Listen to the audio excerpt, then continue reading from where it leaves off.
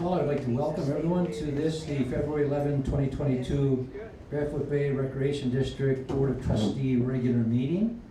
If you would like to speak during audience participation, again, remember you can speak for up to 3 minutes on any agenda item. Please, and it's just your turn to speak. After that, it is just a business meeting of the board. If you would like to speak, please fill out a slip and put your name and address on it. And if you would also just remember when you come up to give your name and address in case we don't have it. With that, we'd like to go to thought for the day. And let's just think about all of those in the military service and our policemen and firemen and doctors and medical people who serve every day to make sure that we are healthy and that we are safe.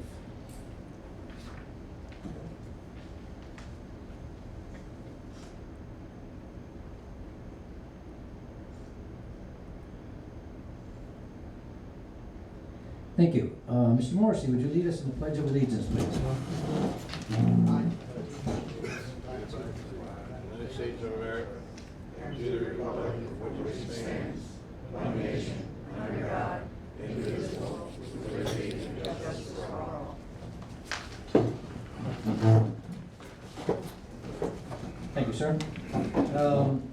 Roll call. Mr. Brinker, would you do the roll, please? Yes, sir. Trustee Nugent. Present. Trustee Brinker here. Trustee Morrissey. Here. Trustee Amos. Here. Chairman Mano. Present. Okay. In the room right now is Community Manager John Coffey. Guest Recording Secretary Cindy. General Counsel John Kerry. Chairman Mano, you have a Quorum. Thank you. Additions or deletions to the agenda? Anything to be added or subtracted? If not, I would like a motion to approve the agenda as presented. Mr. Nugent makes a motion. Second. Mr. Morrissey seconds. Any comments, questions? All those in favor of the motion signify by saying aye. Aye. Motion carries. Thank you. Presentations, we have no presentations for acclamations. Approval of the minutes. In your packet, in your emails, you have the BOT regular meeting and the town hall meeting minutes that were dated January 25, 2022. Are there any additions or deletions or corrections to the minutes? Hearing none, can I have a motion to approve the minutes as presented? Mr. Morrissey, is there a second? Mr. Brinker, thank you. Any questions? All those in favor of the motion signify by saying aye. Aye. Motion carries. Thank you. Treasurer's report. Mr. Nugent. Currently, as of February 11th, 2022, cash balances in the general fund as of February 3rd, petty cash $2,500, operating cash $295,271.71, MB&T money market account $3,151,170.14, SBA reserve account $700,053.16, and our total interest-bearing account is $3,851,223.30, for a total cash balances in the general fund of $4,148,995.01. Total daily deposits from 1/19/2022 to 2/3/2022. Daily deposits $103,523.95. Interest received in the money market $267.64. Interest received in the SBA $85.47. And interest received for other interest 37 cents. Golf revenues $21,936.09. For total deposits received $125,813.52. Total expenditures 5,000 and above $201,590.04. Expenditures under 5,000 $68,378.29 for total expenditures of $269,968.33. I respectfully submit the treasurer's report. Thank you, sir. And we have a motion to receive the treasurer's report and approve the bills as presented. Mr. Amos makes a motion. Is there a second? Mr. Brinker seconds. Any comments, questions about the financial report? All those in favor signify by saying aye. Aye. All opposed? Motion carries. Thank you. Audience participation, I only have one, Jeannie Osborne. And Jeannie is at 100 Cherokee, I believe, right?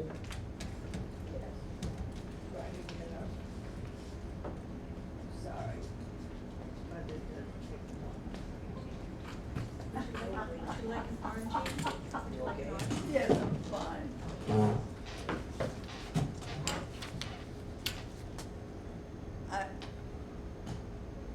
Jean Osborne, 100 Cherokee Court.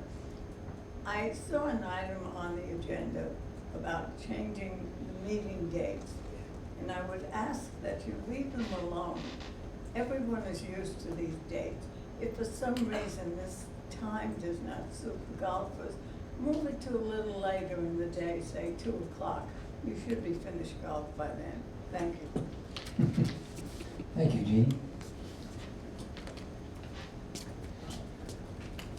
And by the way, I'm a golfer, but it wasn't my idea to change the meeting. It wasn't my idea, so I'm sorry. Go ahead. Have someone. Nancy Isley, 944 Barefoot Boulevard. I just like to agree with Jeannie. If it ain't broke, why fix it? It's convenient for people that work daytime and those that don't care to go out at night or drive at night, because we have one a day and one at night. Thank you. Thank you. Anyone else? Anyone else for audience participation? All right, hearing none, audience participation is closed. Let's go on to the regular meeting. Unfinished business, Mr. Coffey, Violations Committee appointment. Yes, Mr. Chairman, trustees, residents gathered here and watching at home. We currently have one alternate position that's vacant. We've had two homeowners submit letters of interest. Staff recommends appoint one of the homeowners to the unexpired alternate position, term in September 30th, 2024. Thank you. You heard the recommendation. Is there a motion to approve one of these individuals? Mr. Amos. I'll make a motion to approve Edward Haslam as the filling in for that position. Is there a second to that motion? Mr. Brinker seconds. Any comments, questions? All those in favor of the motion signify by saying aye. Aye. Opposed? Motion carries. Thank you.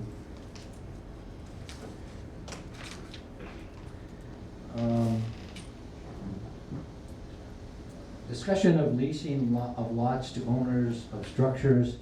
I'm not going to go into a lot of detail, but again, this blew up when people had a lot of misinformation and a lot of concerns about some things. How do we want to do it, John? Do we want to just go to Mr. Carey for legal? Mr. Carey, we'd like you to just give the board your legal opinions and some points as to what we can and cannot do. Okay, thank you, Mr. Chair, members of the board. This has obviously been an issue that, because it's been brought to our attention, we've done a lot of research on and looked at what we could do, what's practical, and if you try to do something, what the fallout could be. And I just wanted to give, as a matter of background, that there's no requirement in the law in the state of Florida or anywhere else with a similar land use regime like we have, which dates back to English common law, thousands of years, or at least many, many hundreds of years. There's no prohibition on or requirement for unified ownership of real property and buildings. Obviously, in a homeowner scenario in the United States, typically the owner of the land would also own the building that sits on the land. But we've also got a system in the United States where you can have a tagged and titled home that's either a mobile home, manufactured home, something like that, that can actually be physically moved off the property. And if you follow the proper steps, then the building isn't tied to the land legally. the state of Florida regulates property laws, obviously the district does not. And there are only a couple ways the district, I think, could really regulate this issue. One of them would be to ban tagged entitled homes completely. I think that there would be a lot of fallout from that because I don't think the tagged entitled homes are limited to this ground lease application in the district. And the other would be to ban ground leases specifically. I'm not aware of any place that's done that, and I've done research on it. I can't find any evidence that courts have addressed whether this would even be legal. And so, obviously if we did this, we'd be potentially getting involved in litigation to see if this would be a legal thing for us to do. And it's difficult to handicap without any case law that's that we can lean on to say, well, this was found that it was okay to do in this district or whatever. It's just really not out there. This isn't something that places typically try to regulate. I did want to address a couple of common misconceptions. This kind of system where one person owns the land and then leases the land to somebody else who has their own building on it doesn't turn the district into a mobile home park. Mobile home parks are regulated by the state of Florida under Chapter 723 of the Florida statutes. And mobile home park system is that the park itself owns the land, not that third parties do. So it is a completely different system. Just want everybody to understand that. So then, if you did want to go down the road of banning the ground leases, we have, I think, significant enforcement issues. Number one, we don't get copies of the leases when somebody leases the property, so it'd be difficult to prove whether the home was owned by one person or another. But let's say you could get past that issue. You've still got the problem of the enforcement of DORs generally goes to the court system, and I don't know that the courts would uphold this DOR to begin with, but even if they did, it would be a cumbersome process trying to prove the case, and then I'm not sure what a court would do if they found that it did violate the DOR. Would they require the home to be removed from the property? We can't find them, obviously, so I'm not sure what else they could really do. But the biggest obstacle, and the one that I think we should probably spend the most time on, because this is the most important one, is the Bert Harris Act. And I wanted to make you all aware of it in case you're not aware of it. The Bert Harris Act is about a 30-year-old law in the state of Florida, and it's designed to protect landowners' investment-backed expectations from government regulations. And basically, the idea of the Bert Harris Act is that if you own property that you can do something legally with, and then the government comes in and makes a regulation that causes the value of your property to be reduced, you can sue that local government and get damages for the diminution of value. Now, if in a broad-based regulation like this, which would apply to, I think, literally every lot on in the district, anybody could be a potential claimant.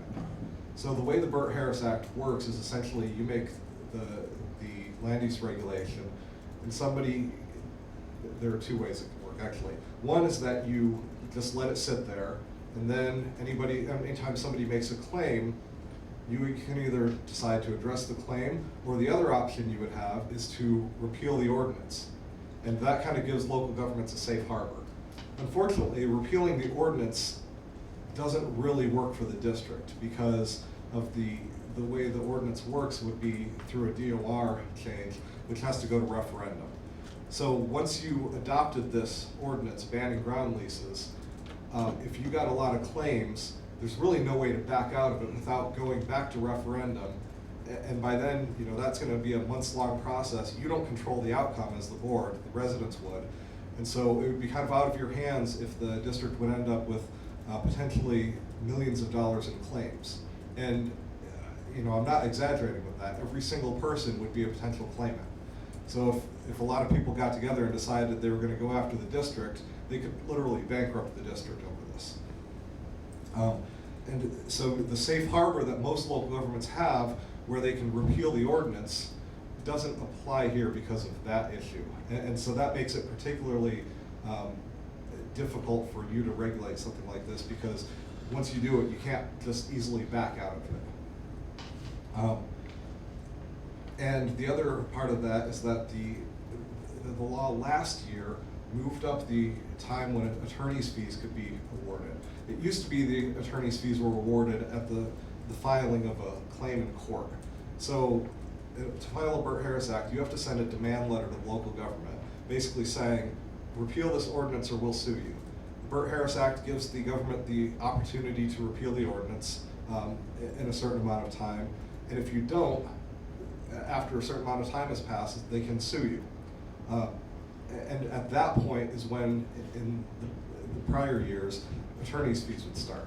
They moved it up so that now they can start collecting attorney's fees at the filing of the demand letter. And what this means is they can rack up a lot more attorney's fees a lot faster at the expense of the district if a claim is filed. So obviously, it's up to you guys from a policy perspective what you want to do, but I think you should probably be aware of the legal pitfalls and hurdles that you would have to go through if you wanted to regulate this. And I'm not sure, the other aspect that I wanted to mention is that any regulations would be prospective. You can't go back and undo what's already been done. So until the date the DOR passes and becomes law, anything before that would be grandfathered in. So these properties that have already been purchased, that have already got leases, there's nothing you could do about them at this point. So understand that. You can't unring the bell. All you could do is potentially ban them going forward, which again could open the district up to significant liability under the Bert Harris Act. So that's kind of where we are. Just wanted to lay it out for you. I realize this presentation doesn't necessarily make me the most popular person in the room right now, but I thought you needed an honest evaluation of what the law is. Thank you, Mr. Guy. And again, we have a short discussion, but a lot of this, of course, the board knew the last few weeks. We knew pretty much what we could and couldn't do. I know from my own perspective, there's, and in reviewing the information you had before, there's no way that I'm going to ever try to approve something that would be in violation of a state property law or the HUD, Fair Housing Act laws, or to put this district in financial jeopardy. So again, comments or questions, and in the end, I'm going to ask for a recommendation. I'll tell you what I need. Go ahead, Mr. Nugent. At this point, I would agree with the attorney that there's not much we can do. But to prevent this from continuing to happen, I'm a strong advocate of looking to increase the cap of the NRP to permit that organization here within the community to purchase some of these tax properties and perhaps have some say over what the land is used for.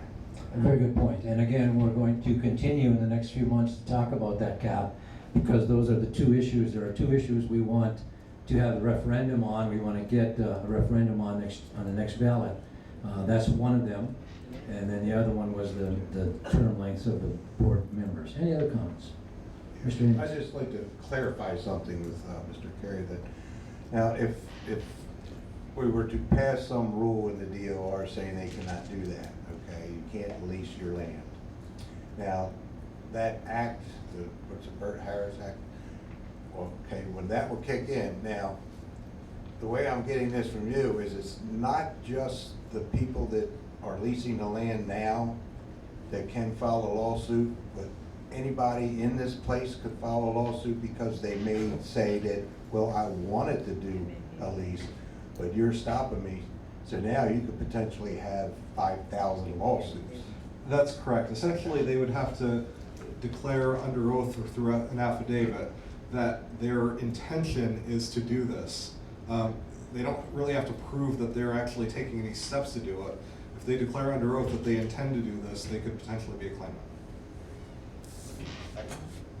Thank you. Any other comments? Okay, if not, what we need actually, because we need to have this officially documented. John Coffey has indicated to me that we should probably pass a motion, recommendation stating that the Board of Trustees have investigated the land lease issue, and that based on legal opinions from our attorney, there's nothing that the Board of Trustees can or will do in the future about this issue. I would make that as a motion. Is there a second to that motion? Mr. Morrissey seconded. Any comments, questions? Adding to it, do you understand what the motion is? We want to make sure this gets legal. You know, we've tried to tell people, we know what we can legally do, we know what we can't do, we're not going to put the district in jeopardy, we're not going to get into financial difficulties. So it's saying, no, at this point, we are not taking any further steps. Mr. Amos, comments, Yeah, questions? I'd say that, like you just said, at this point, you don't know, I mean, maybe down the road, some legislation comes out that could possibly change that. But that's why it's based on our legal opinions right now. This time, yeah. Yep. Any other comments, questions? Hearing none. All those in favor, and I'm going to call for a roll call vote. Mr. Nugent? Yes. Say aye, or yes, or aye if you Aye. approve. Aye. Mr. Brinker? Aye. Mr. Morrissey? Aye. Mr. Amos? Aye. And chairman votes aye. Motion carries unanimously. Thank you, gentlemen. Thank you, John. Mr. Carey? Thank you. Proposed new BOT meeting dates and times. John, or is this, who brought this up? You, or is it Mr. Nugent? Mr. Nugent. Mr. Nugent. And you don't play golf either, so. I don't play golf either. Over the past year and a half, I've noticed that our audience begins to dwindle for our 7 p.m. meetings and is rather healthy at our 1 p.m. meetings. I feel that there's an avenue for somebody who maybe works, that they can submit questions for audience participation to the administrative office, to Stephanie Brown in particular. And by moving the meeting on Tuesday from 7 p.m. at night to 1 o'clock in the afternoon, I think we're going to get a larger audience here in D&E versus what we have basically for an audience in at 7 p.m. Thank you. Any other comments, questions? Input? Again, the only I have no problem with when our meeting dates are, whether they're evening or afternoon or the days. The only thing I will tell you is that if we pass this motion recommendation the way it is, we have to decide a time for sure when we would do it, because as it is right now, and again, this is only my own personal problems. Right now, I am going to miss the 4th Tuesday meeting in April for sure. Okay, I have to miss that meeting. But if we change this, I would then end up missing that Thursday meeting at the beginning of the month also. And so I don't necessarily like the idea of missing 2 meetings in a month. So if we did it, And maybe what we should do is we should take each of my recommendations separately. And that is changing the meeting time on Tuesday to 1 p.m. and then changing the day of the week from Friday until Thursday. And that. okay, so leaving it- Jim, so you're looking at this as you want to go the second Friday at 1 p.m. to the 4th Tuesday at 7 p.m. No, 1. 1. Oh yeah. So Okay. both meetings at 1 meeting Tuesday and the other meeting on Thursday. Okay, then to do that, I guess you would have to make a motion. Someone would have to make a motion to that effect, or whatever it is that. Okay, well, I would prefer at this point to take them separately. Whatever, however you'd like to do it. Then I would make a motion that we change our Tuesday evening meeting from 7 p.m. until 1 p.m. in the afternoon. Okay, is there a second to that motion? Mr. Brinker seconds. Comments, questions, input? I don't think it's necessary to change it, actually. What's that? I'm sorry, put your mic on if you would. Yeah, I really don't think that change is necessary. I think it's been working pretty well, the way it is. Okay, okay, and I do understand your point about the less people at the evening meetings. Any other comments, questions? Okay, all those in favor of the motion of changing the, say it again, Jim, we're changing the Tuesday night meeting from 7 p.m. to 1 p.m. on Tuesdays. That's correct. Okay, all those in favor of the motion signify by saying aye. Aye, aye, aye. Opposed? Opposed.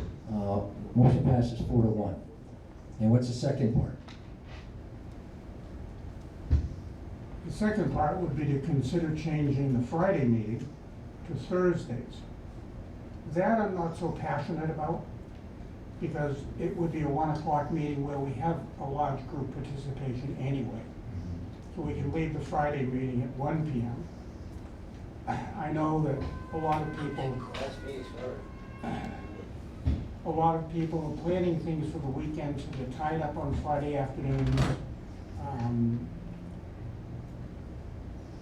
You know, that's clearly up to the board. I mean, that. Yeah, I have always thought that Friday afternoon meetings are, I just couldn't understand why people met on a Friday afternoon. Right. You're almost wrapping up the week and all of a sudden you're getting stuff. I just never ever understood that.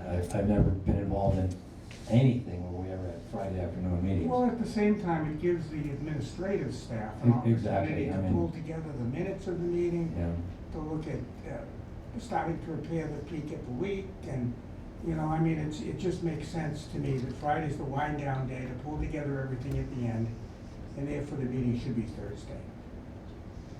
Okay, you're making that a motion? I will make that a Is motion. there a second to that motion? Mr. Brinker seconds. Comments, questions? Again, changing the Friday afternoon meeting to Thursday afternoon at 1, correct? Yeah. That's the second Thursday, right? Comments, questions on that? And none. All those in favor of that motion signify by saying aye. Aye. Aye. Opposed? Mr. Morrissey opposes. That motion passes 4-1. Yes. Need some clarification on the first motion. We have conflicts in March and April, so is it basically the understanding of the board that this would be effective in May for the 42? I would like that to be understood that it will take effect in May. That would, and I guess you could even ask for a motion that both of these would take effect in May, because that would eliminate all the conflicts that we already have scheduled. Then I would make a motion that the changes in our meeting dates and times be effective with our May meetings. Okay, is there a second to that motion? Mr. Brinker seconds. Any comments, questions? All those in favor of the motion signify by saying aye. Aye. Opposed? Motion carries. Thank you, sir. Pool number 2, canopy discussion. Mr. Coffey. Trustee Morrissey brought this to my attention, it has to be put on the agenda. A little history, I'm not sure exactly if the request is the exact same thing, but in 2017, the DOT had added a canopy at Pool 2 to the list of projects, and under the scope of it's a place for pool users to wait out thunderstorms versus having to get in their vehicles and go home. Ultimately, the 2020 board indefinitely tabled the project and instructed staff to transfer the funds to the beach restroom project.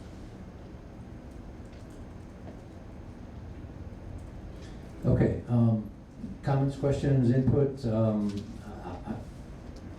let anybody else go first. Mr. Morrissey? Yes, I'd like to see if we have any interest in putting it back on the budget for this year or coming year. Well, and again, if there's no motion, 2 things happen. One, we're just getting I don't into. have to make a motion, but I just. Yeah, and I was gonna say, one of the things we're getting into, of course, is that we're in budget discussions right now for the coming year. And so this kind of an issue could be discussed and brought up during that time. There's gonna be a lot of pros and cons as to whether we continue doing some of the things we already have there, and whether we have to look at some other more important issues or places where we have to spend some dollars. But again, we are also looking at new issues that we could come up with, and this could be one of them if that's what you'd like to do. No, I'd like to do that. Okay, so we Because, can- you know, it was already tabled twice, removed finally.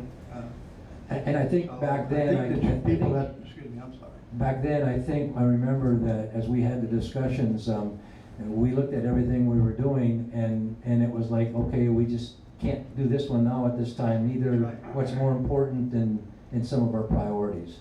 But again, it can surely be brought up during our budget discussions as we go forward. Okay, thank you. Mr. Nugent. I would like to make a motion that we move the pool 2 canopy discussion to the actual discussion under our workshops. To have the budget workshops in here? Yeah. What's that? Yeah, I don't think we need a motion for that. We can say we're going to do that as consensus, I guess. That was a great word we had a couple of years ago, consensus. Everybody agree? No motion, we just all agree. Oh, we will definitely do that, Jim. Thank you. Ms. Morrissey, that'll take care of that. We discuss it in the budget issues as our workshops. Thank you, sir.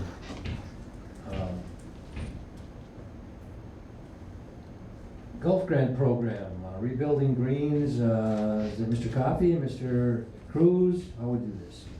I can give you an overview, and if you have specifics, Mr. Cruz can fill in the details. We currently are executing a 100% reimbursable $50,000 grant through the Florida Recreation Development Assistance Program for the golf course. 32,000 of that 500,000 is earmarked towards renovations of the golf course.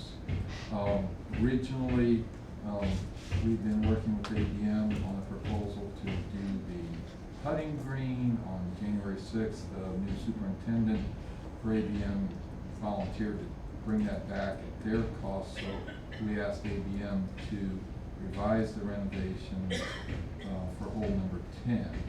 The cost of the proposal is $51,444, which is a lot of money, sounds like a lot of money.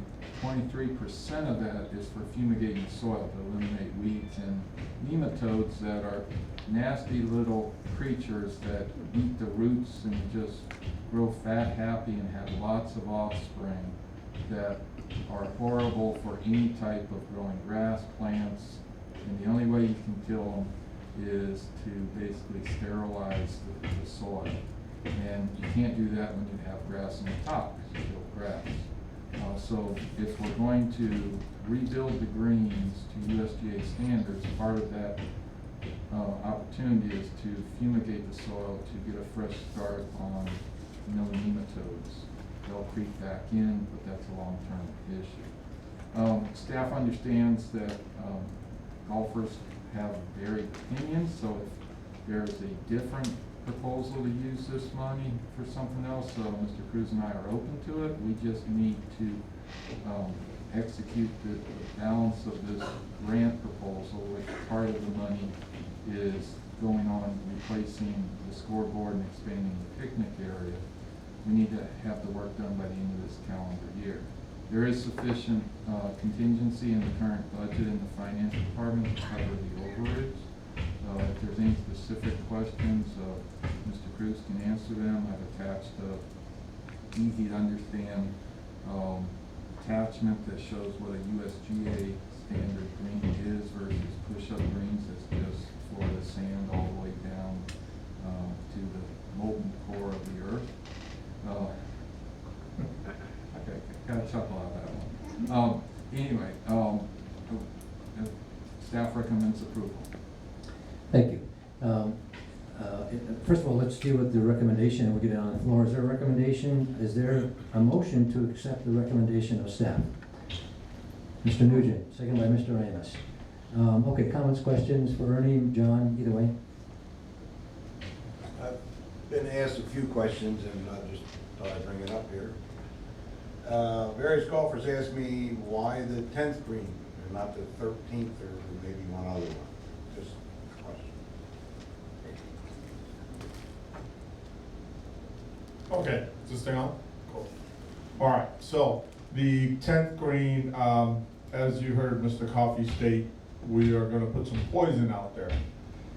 This Bazimet is very deadly. Matter of fact, they have to use those full health, what do you call it, chem suits or whatever to put this stuff on and everything like that. Also, a couple of factors. Number one, if you start on number 10, you're at the beginning of a golf round at a beginning hole. You don't want to hit a different type of turf condition in the middle of a round while you're playing. Number two, we figure it's the safest place to be because actually number 10 is actually kind of like a little peninsula.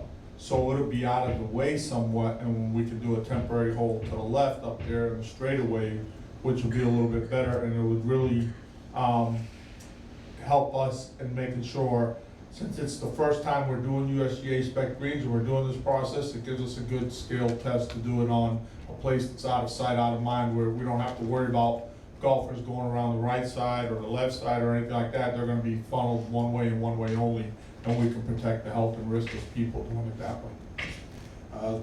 Following that is, they want to know if there's approximate time frame that, how long would you be running on a temporary green? Is that gonna be? But as long as it takes to get the turf grown in, once the grass starts growing. I mean, sometimes it's well, I mean, you've lived in Florida for a while. We can't predict weather. The only thing we can predict is that the weather's gonna change. Okay. So sometimes it's a 8-week process, sometimes it's a 12-week process. But I think you'll be very pleased with the result of the USGA spec green versus a push-up green. Is this the same grass that's going to be on the green that we have now, or is it going to be a different kind of putting green? No, it'll be the same typical of grass, yeah. Okay, and I guess the only other question they keep asking, well, then when will the practice green be renovated? If they're taking, instead of doing the practice green, you're doing 10. When's the practice green going to be renovated, or if it is? Well, the practice, they're both gonna be done about the same time. The only difference is who's doing what. Remember the practice green, if I recall correctly, Mr. Chairman, you can chime in. If I recall correctly from the special meeting you had, ABM is doing that one. This one here, this is a contract out, so this would not be any of our personnel doing this work. This is a company that's brought in. It'll be contracted out by ABM, but it's a separate company coming in to do the work, so they can work simultaneously.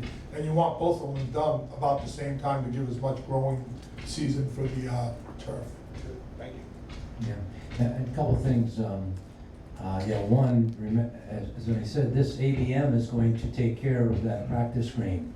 So to a certain degree, from our discussions a couple of months or weeks ago, this is one of the things where we will be holding ABM's feet to the fire, so to speak, to see in fact if they can do the things that we stopped our discussions from going any further about new RFPs, et cetera, a few weeks ago. That's number one. Number two, by doing 10th green, you have to remember that this will be a beautiful USGA green, so then it gives players at least 8 more holes to complain about the other greens as they go by, see, so they can see this one right away, and then they can complain for 8 more holes.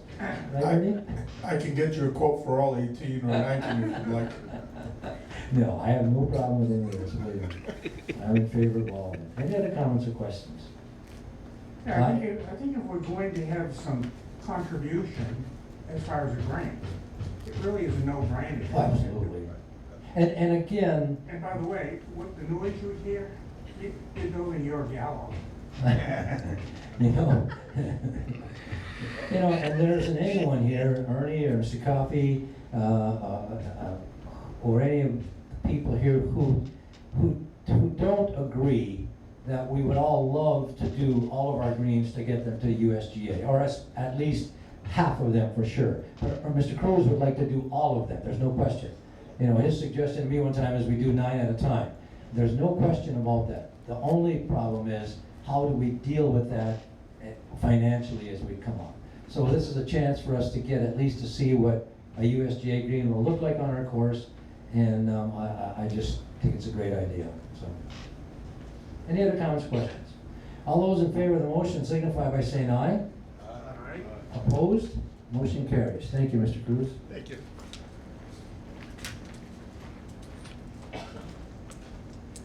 Mr. Coffey, concrete work. Yes, Mr. Chairman. For the past several years, the board has budgeted $25,000 a year that has rolled forward to accumulate to replace damaged concrete. With the soon-to-arrive tennis court restroom trailer needing a concrete pad to rest on, Mr. Getz and I put our heads together and figured this is a good time to try to get economies of scale and address some of our damaged walkways. And with it, our new management analyst, Mackenzie Leva, took the lead on soliciting these folks. And she walked the area with Mr. Getz, and then, had the two vendors who quoted the project come out. There is a map attached. Basically, they're going to put a pad near the tennis court and then replace the majority of the broken sidewalk that in some places is almost right at the level of the Veterans Way vehicle path, and then some damaged concrete in what today is the festival ground area leading towards the miniature golf and the playground. Slater Construction is the low bid at $52,300.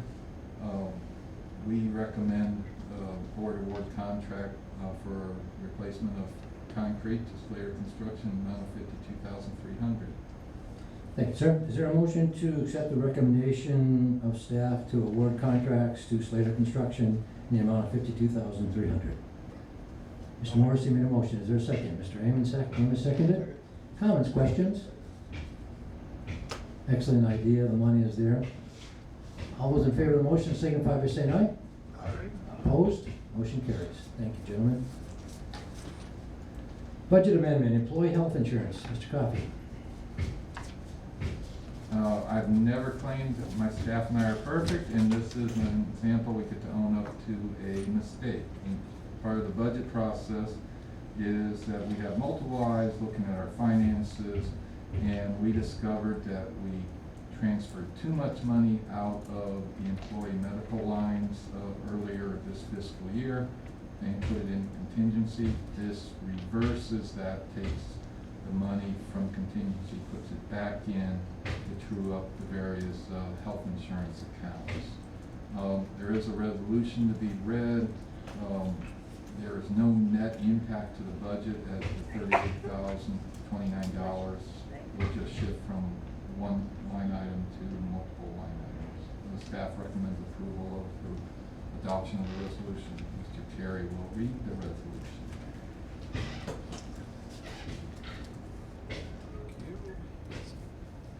I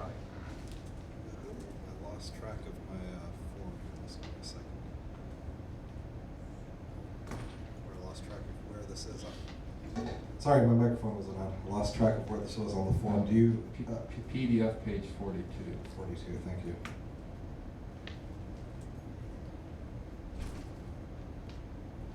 Okay, this is a resolution 2022-01, a resolution of the Board of Trustees of the Barefoot Bay Recreation District, amending resolution 2021-09, amending the budget.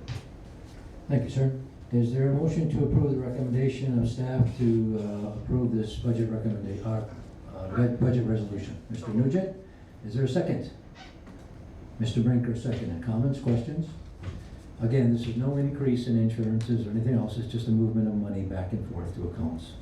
All those in favor of the motion signify by saying aye. Aye. Opposed? Motion carries. Thank you, gentlemen. Manager's report. Mr. Coffey. Yes, Mr. Chairman. As of February 9th, EBRD has received approximately $3.4 million in assessment revenue, or 84% of gross receipts. Shaw Medical and CDO leases, we received draft leases, and I believe they were executed today. If not today, Monday at the latest. Resident relations update, ARC meeting on the 1st. 27 consent items were approved, 1 was denied, 1 was a duplicate, 18 others, 15 were approved, 2 denied, 1 tabled. Next ARC meeting is next Tuesday at 9 a.m. in the administration conference room. Violations committee on the 28th, 3 cases came into compliance, 1 with DOR working with the homeowner, 1 was found in violation. There was a VC meeting today, but I didn't get the results. I'll report that at the next meeting. January interesting facts, 24 homes sold. 30 were sold last January, so there is a seasonal dip in the winter time. I'm sure it is the weather up north that's the issue, because our weather is always lovely here. 26 new homeowner orientations were given, 40 residents were in attendance. Once everybody leaves our meeting, I'm sure we're all headed down to the 4th annual Barefoot by the Lake Festival this Friday and Saturday. Over 60 artisans, food trucks, great lineup of food music. The Paul McCartney tribute event tickets are sold out. Doors open at 5 o'clock. Mark your calendars. March 17th is the big St. Patrick's Day celebration, starting with a parade, short ceremony, blessing of the day, police and firefighter piper and drum, live entertainment, lots of corned beef sandwiches. Tickets for the sandwiches and dinners go on sale next Wednesday at the Lounge 19th Hall Admin Building. Tickets are still on sale for Grady and the Jets, and as with all the Winter Beat series, the doors and bars open at 5 o'clock and the menu is available. Property services, Mr. Getz's folks have been busy with the typical work of keeping our bay beautiful and maintained. We've finally completed the installation of the bollards along Midway and Hawthorne. Now, if you've been following our board meetings saying that took them a long time, we did that on purpose because that was something when we had some time we would work on, trying to maximize benefits. Mr. Getz doesn't like his folks sitting around waiting for the clock to tick 3:30, so he keeps them busy. Been tidying up the shopping center of replacing the irrigation pump, a fence around the pump, irrigation lines, replacing the safety cables on the fishing pier. There was a slight hiccup in pool 2 heater. It never went down completely. It was short cycling. We've got that back fixed. Partnered with Mr. Cruz and ABM on prepping the picnic area for expansion, and very busy this week helping food and beverage and all our many volunteers set up for the festival. We do have one item we would appreciate your confirmation on. A second ADE, automatic defibrillator unit, was stolen this calendar year at the tennis courts. The tennis or pickleball players had requested one last year in case somebody has a medical condition. We put it out there, but we've lost the second one now, and they cost $1,350. I told Mr. Getz we're not putting a third one out there, but instead of me making the decision and the tennis players complain to you, and then we have an agenda item, I thought I would seek your confirmation of my decision not to replace it. Okay, before he goes on, understand, again, we're looking at good word we have was consensus. Is there anyone who's opposed to this? That we do not replace it with a third one to have that one possibly be stolen? And if it is, we have to say now, because otherwise John is gonna go ahead with this and not replace the defibrillator. Because it's just, we feel we're throwing money away. Yes, go ahead, Mr. Newman.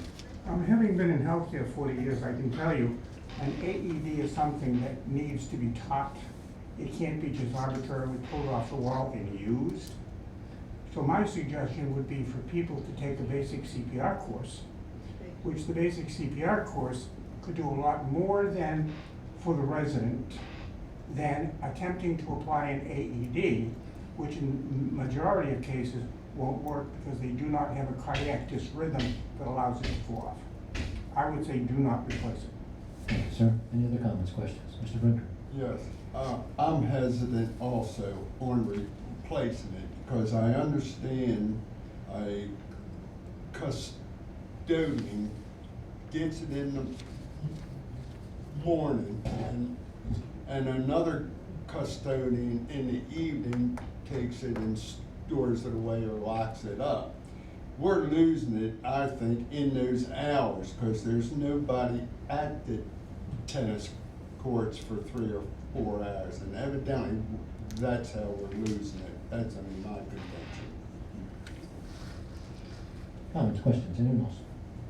No, I would just say unless you can come up with a better way to secure the thing or, cameras or something like that, then I can't see you doing it. Okay, so we're going, as far as we're concerned, we didn't need a motion on this thing. We just need consensus of the board in the minutes that we are not replacing the defibrillator. Okay? Mr. Harvey, go ahead. In Golf and Pro Shop, update since this went out, the cart barn repair permit has been issued. It's scoreboard work that everybody can see is proceeding. We have some golf tournaments coming up. The 29th is Carl Anderson Memorial. The 8th of February is the ladies' 9-hole charity league charity. 22nd is the ladies' presidential cup. Lake Bank Restoration project is still underway. Some general information. I'm finally happy to say the Build an A project is completed.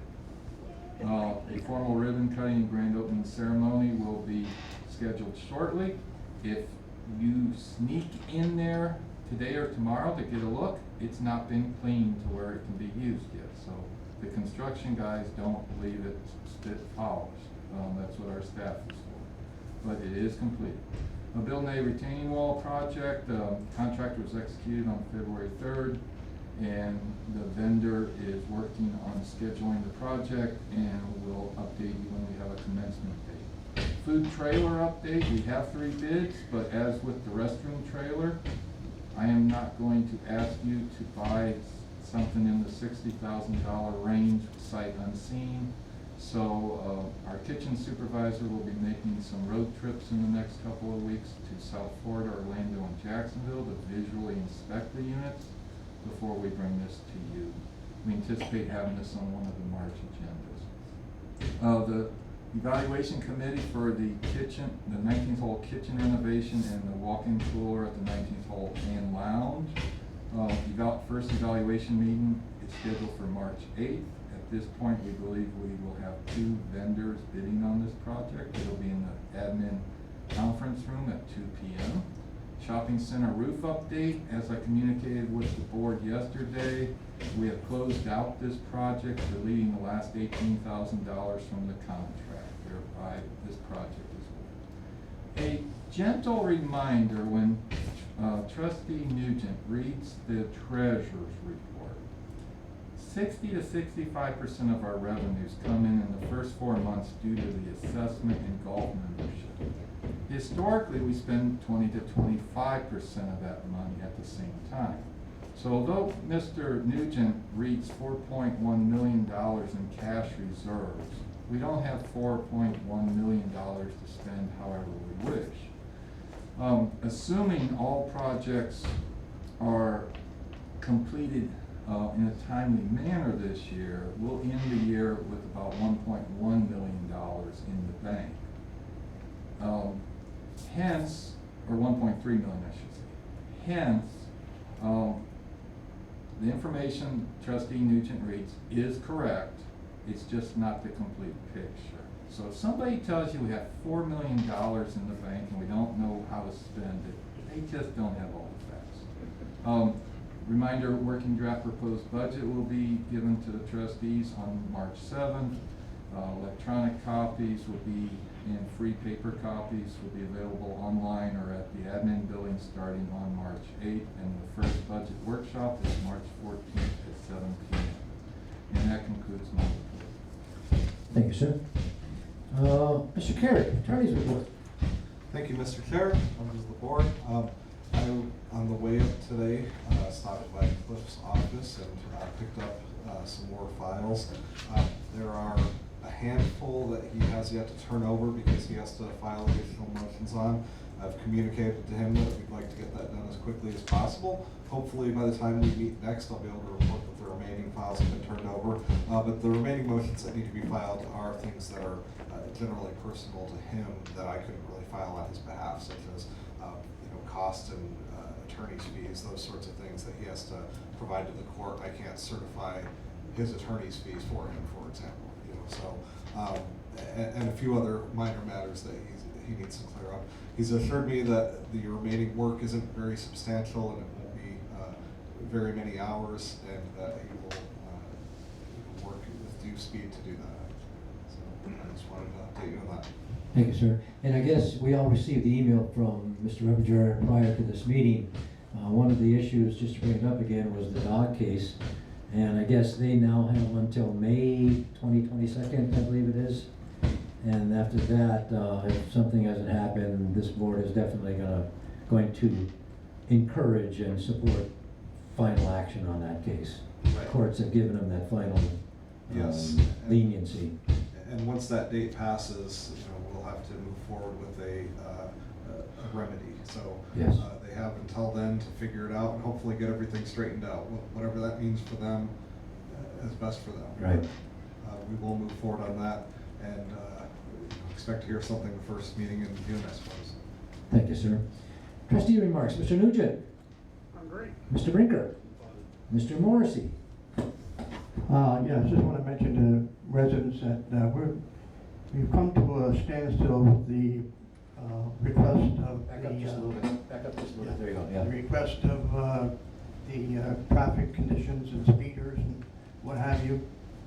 And from what I understand, if we go further with this, it may backfire with us, so it was discussed from the Park County, with the bridge and tunneling, Hamlet. We got a letter back from them stating that various reasons why we can't request the survey, and they canceled it on us after waiting 7 months, thank you. So it's a dead issue here unless the residents that are disturbed, to say the least, about traffic and speeders and people not stopping at stop signs. I had to reconnoiter and find out a different area we can go to and see if we can do something about. Any other suggestions to me would be appreciative. Thank you. Thank you, sir. Mr. Amos. Yeah, I'd like to thank everybody for showing up, and especially like to thank the property services, which I assume are the ones that added all the new flagpoles at the Veterans Center. Thank you for that. It really looks great. Great job.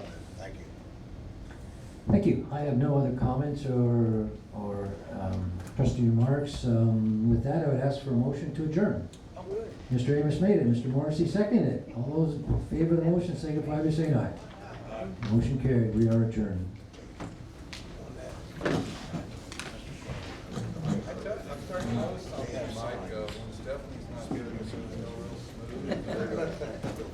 That's right. That's right. That is, good point, yeah.